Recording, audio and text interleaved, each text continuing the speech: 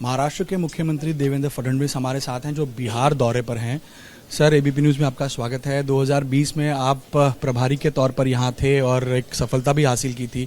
2020 से 2025 की अगर मैं तुलना करूँ तो क्या अंतर देखते हैं और इस तरह का इस बार का चुनाव 20 की तुलना में कैसा देखते हैं आप? देखिए, 20 से 25 बिहार भी बेहतर हुआ है और एनडीए की परिस्थिति भी बेहतर हुई है। अब एनडीए बिल्कुल एक साथ है, चिराग जी भी एनडीए का पार्ट है, 5 पांडव साथ में है, मोदी जी का आशीर्वाद है। तो मुझे ऐसा लगता है कि कुल मिलाकर राजनीतिक स्थिति में बिहार में एनडीए बहुत मजबूत है।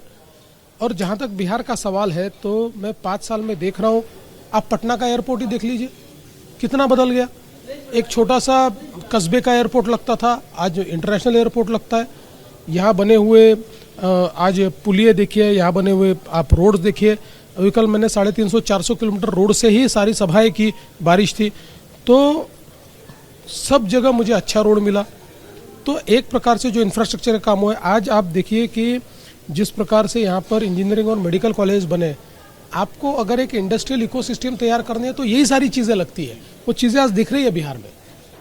एक रोजगार का बहुत बड़ा मुद्दा है और रोजगार अगर कहें तो उसका लिंक एक तरह से महाराष्ट्र से भी है, क्योंकि यहाँ का युवा आता है, मुंबई में नौकरी करता है। तो तेजस्वी कह रहे हैं कि हम इतने नौकरियाँ देंगे, आप भी दावा कर रहे हैं। तो रोजगार का मुद्दा, इसको आप महाराष्ट्र से कैसे कनेक्ट करते हैं, क्योंकि राजनीति भी होती है इसको लेकर महाराष्ट्र? देखिए, पहली बात तो यह है कि हमारा देश एक है, तो इस देश में बिहार से कोई महाराष्ट्र में और महाराष्ट्र से कोई बिहार में आता है तो उस पर किसी को आपत्ति नहीं होनी चाहिए। लेकिन मैं जो देख पा रहा हूँ, इस बार की एनडीए सरकार जिस प्रकार के परिस्थितियाँ दिख रही है और जिस प्रकार की प्लानिंग है, जो रोड मैप है, मुझे ऐसा लगता है कि बिहार से बाहर जाने वाले लोग, इनकी संख्या तेज़ी से कम होती जाएगी और लोग यहीं पर धीरे धीरे रोज़गार पाएंगे।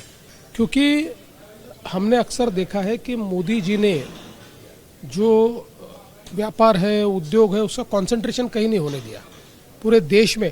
आज बताइए, हमारे यहाँ पर सेमीकंडक्टर आसाम में तैयार होता है। ये कभी किसी ने विचार किया था कि आसाम में सेमीकंडक्टर हो सकता है?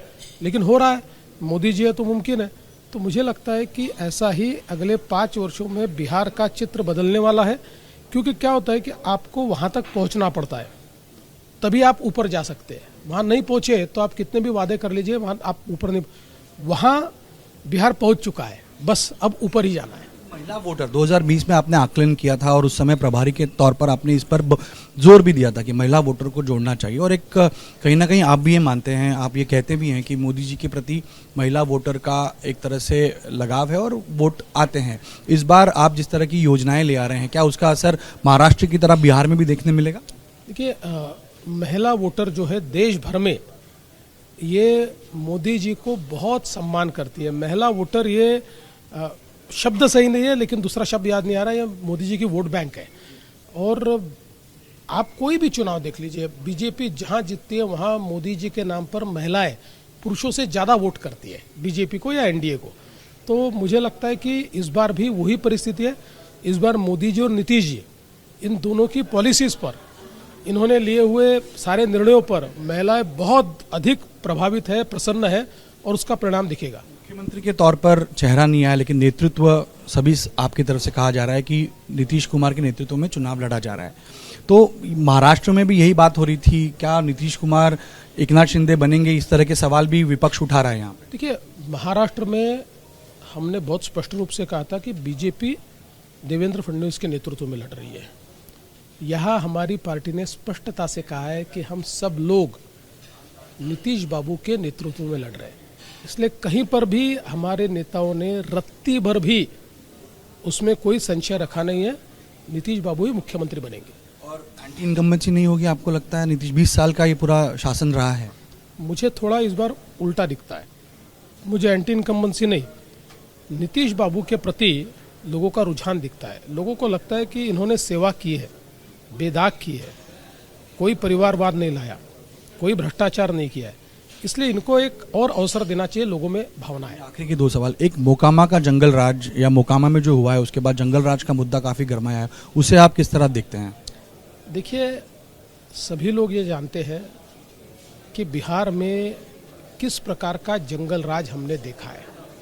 और लोग ये जानते हैं कि इनकी फितरत है, ये जो आरजेडी है, आरजेडी की फितरत है कि ये जैसे सत्ता में आते हैं वैसे भ्रष्टाचार और अनाचार शुरू कर देते हैं। इसलिए जंगल राज का मुद्दा यहाँ हमेशा रहेगा और लोगों को पता है जंगल राज से नीतीश जी, मोदी जी बाहर निकालते हैं, इसलिए हमारे साथी लोग रहेंगे। आखिरी सवाल मेरा सर, यहाँ पर भी एसआईआर का मुद्दा रहा। महाराष्ट्र में कल दोनों ठाकरे भाइयों ने और महाविकास आघाड़ी ने एक रैली की और लगातार वो दावा कर रहे हैं कि चुनाव आगे ले जाइए, चुनाव आगे ले जाइए, स्पष्टता लाइए, पारदर्शिता लाइए। इसे आप वोट चोरी के मुद्दे को आप किस तरह जवाब देंगे? देखिए, जिनकी नोट चोरी बंद हो गई उनको वोट चोरी याद आ रही है, इसलिए मैं बहुत स्पष्ट साथ कहना चाहता हूं कि उनको हार सामने दिख रही है। वो जानते हैं कि इस चुनाव में वो जीत नहीं सकते, इसलिए वो चुनाव को प्रभावित करके चुनाव को पोस्टपोन करना चाहते। हमने कभी ये नकारा ही नहीं कि वोटर लिस्ट में प्रॉब्लम नहीं है। हमने भी कई बार बताया कि वोटर लिस्ट में कुछ प्रॉब्लम्स है, कुछ नाम डुप्लीकेट है। सवाल ये उठता है कि आपको ये दिखाना होगा कि जो डुप्लीकेट नाम है उन्होंने दोनों जगह वोटिंग किया है, तब चुनाव प्रभावित हुआ, ऐसा कह सकते। अब हमारे पास तो इनकी कॉन्स्टिट्यूएंसी की ऐसी जानकारियां हैं कि उन जानकारियों को अगर हम साझा करेंगे तो इनको जवाब देने नहीं बनेगा। अगर इन्हीं की एनोलॉजी अगर हम वहाँ लगाएंगे तो फिर तो ये सारे वोट चोरी करके जीते हम दिखा सकते हैं और दिखाएंगे भी, जल्दी दिखाएंगे।